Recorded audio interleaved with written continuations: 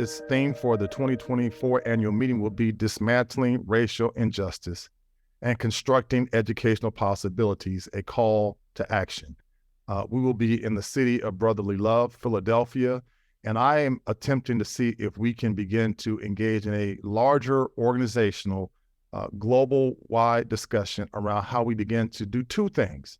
One, how we begin to dismantle racial injustice in all of its sort of ways that it manifests itself, but not just to tear down racial injustice, but to build up and imagine educational possibilities free of racism and other forms of oppression. And so I want us to engage in this larger conversation that I think will help all of us to think critically, to think analytically. I think this current moment really begs for us to begin to ask questions that perhaps some of us have asked in our own respective research circles, but I want us to think about these questions in a much global and a more organizational framework that allows us to begin to think about moving to more critical action that helps to dismantle systems of oppression. As I think about this vision and I think about our work and I think about our charge for the next year, I'm reminded of the work of W.E.B. Du Bois. And Du Bois talked about race being the color line back as early as 1903, 1904.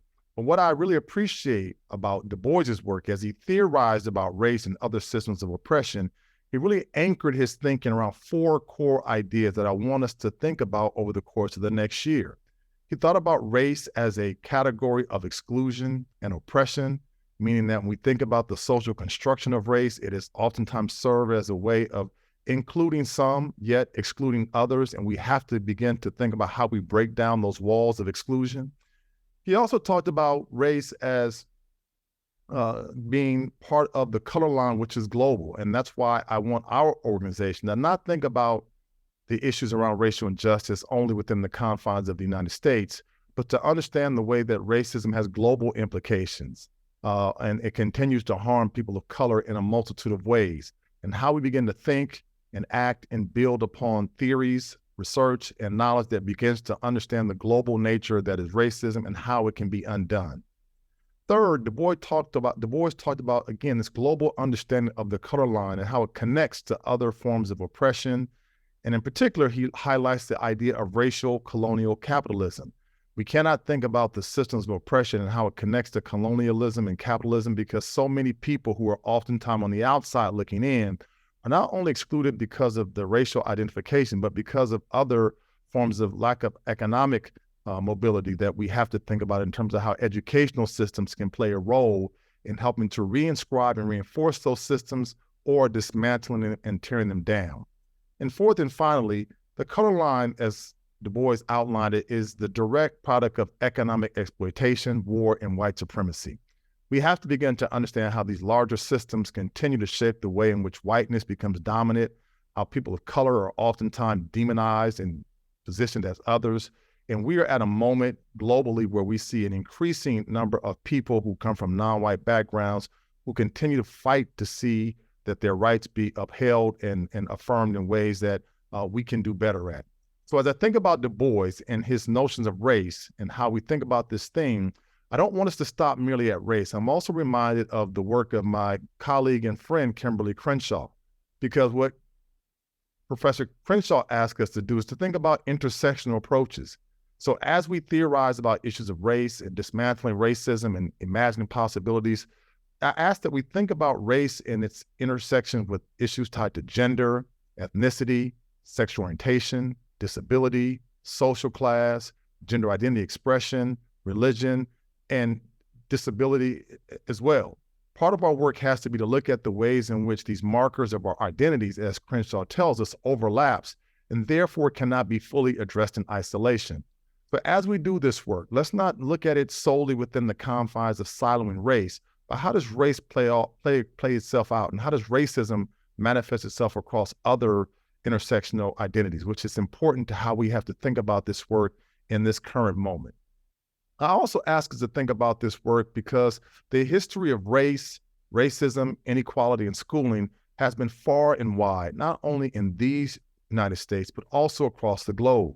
I ask us to think about how our policies, how our practices, how our pedagogies have been largely shaped historically and contemporarily by the ways in which racial opportunity has not oftentimes been equal opportunity, about how different groups have fought for inclusion and recognition and affirmation, yet have been denied by legal and sometimes unlegal forms. We have to ground this work in the historical context that has been steeped in the ways in which we have identified some people as others, seeking to be affirmed, seeking to be included, yet others have been oftentimes seen as normalized. We have to begin to make sure our work understands, for us to create current day realities, we have to understand the historical nature of what led us to this place in the first place. So again, this work will be about us thinking historically, connecting past to the present, and imagining future possibilities of how race and racism can be undone in ways that it creates different kinds of opportunities. I also want us to do this work through a multitude of ways. I ask us to think about how we can build on what was a phenomenal part of the 2023 meeting. We had larger numbers of young people engaged in our conference. We had research groups who were made up of young people who came and shared their ideas, who talked about what they experience in schools, who talked about what they need in schools, and who talked about their own research and inquiry. That was transformative, that was inspiring, and that was really, really something that I think we can build on for 2024. So as we move to Philadelphia for our conference next year, you're going to hear more about the ways we can engage greater numbers of young people. We have some of the most amazing, intellectually gifted, resilient, and just genius-filled young people that we can learn from, that we should be listening to, that we should be learning from. And we want to have them as an integral part of our conference because there's so much that we can learn and that we will learn from them, that we will continue to make sure that young people are essential to the work that we do, not in a manner where we talk about them, but we talk with them and we learn from them in ways that can move our research forward in very tangible and transformative ways. We also want to sort of think about how we can have a broader tent to engage minority serving institutions. I've been very fortunate enough to talk with Felice about how we can think about how historically Black colleges and universities can be a greater part of what we do with AERA, how Hispanic serving institutions can be a greater part of what we do at AERA, how tribal colleges can be a greater part of what we do at AERA. So we want to be intentional in ensuring that we're not just talking about these institutions, but engaging them and inviting them.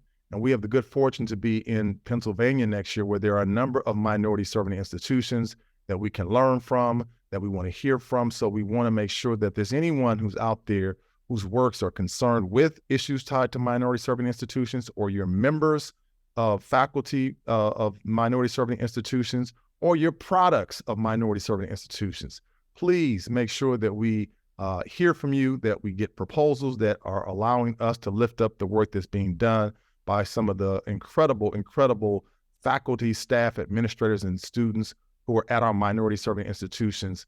We will be better as an organization when we make sure that we are continuing to expand our tent in such a way that sees the amazing, incredible, and historically rooted work that has been done at our minority serving institutions. I'll also say this, our goal here is to engage the entire organization in a larger discussion, dialogue around race and racism. So we want to have every division, every SIG beginning to at least raise questions about how we dismantle racism in our work, how we can imagine new possibilities with our research. How does our policies, how do our practices have real impact that makes sure that we don't continue to reinscribe the same age-old ways in which we have seen issues tied to discrimination, exclusion, colonial settlerism continue to impact the ways in which young people have been seen in this work. So again, this is calling on all divisions, all SIGs, all members of our community to engage in this discussion. Now, I'll be frank, conversations about race and racism are not always easy. And at times they can be quite uncomfortable. And that very reason may cause some folks to disengage. I ask you not to disengage, because opting out of these conversations is a privilege. It's a privilege that not everyone has. We ask folks to stay engaged in these discussions, stay engaged in how we think about our theories, our research, the knowledge that we produce in terms of how it's having an impact on dismantling racial injustice and imagining new possibilities. So I am excited. I'm looking forward to it. This is everyone's fight. This is our challenge at a time of anti-LGBTQ plus legislation across our country, at a time of banning of books across the country, at a time when we continue to see people under attack for their identities.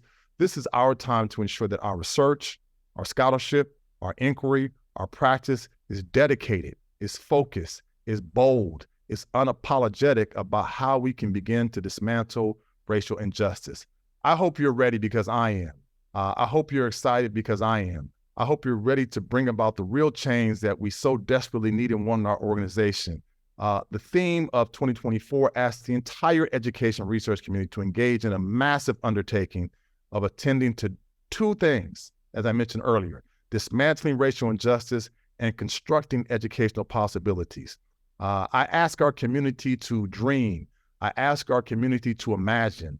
I ask us to do so not in an uncritical, ahistorical, and a-theoretical manner, but one that is rooted in justice seeking, in truth telling, where we use our evidence, we use our truth to seek a different education reality. So as I close, again, the aim of the 2024 theme is for the AERA annual meeting to confront the challenge of racism through research-informed action and to imagine, instigate, and for all of us to be catalysts for change. We invite the submission of papers and sessions that take up this call to action as the presidential program is being planned. I'm looking forward to working with everyone across our organization. 2023 was a huge success for our organization. We've got a tall task before us, but I believe in us. I believe in our community. I believe in the ways in which so many of our colleagues come together to share their research, to offer their ideas, to provide insight that will make 2024 an unmitigated success. So please look for the call for proposals, the call for submissions, and we look forward to seeing you in Philadelphia in 2024. Thank you so much.